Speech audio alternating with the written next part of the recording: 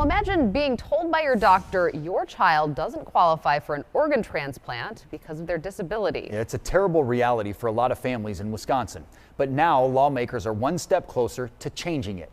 CBS 58's Capitol correspondent Emily Fannin live in Madison for us tonight. She talked to a family about their journey. Emily.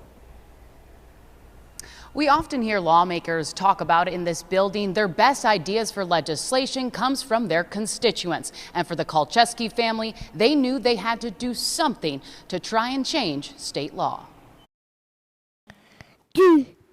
Malex Kolcheski is an energetic, loving boy who will soon celebrate his 5th birthday.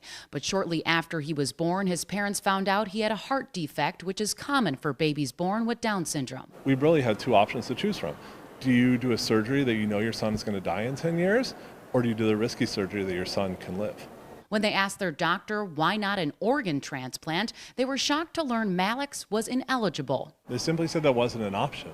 And I just, well, why? You know, what are you seeing, or why not? And they said because he has Down syndrome. Denying organ transplants to people with disabilities like Down syndrome is common in the U.S., even though it's illegal under federal law.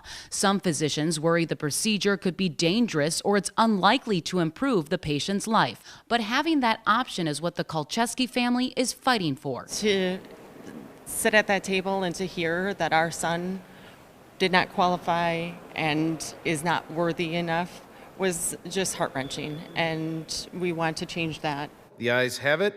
Senate Bill 538 is concurred. Now, giving people with disabilities more options is one step closer to becoming law. The bill passed both chambers with bipartisan support in hopes to help future generations. They deserve the quality of life and the option to live and thrive like Malex is doing and like my daughter Grace is doing.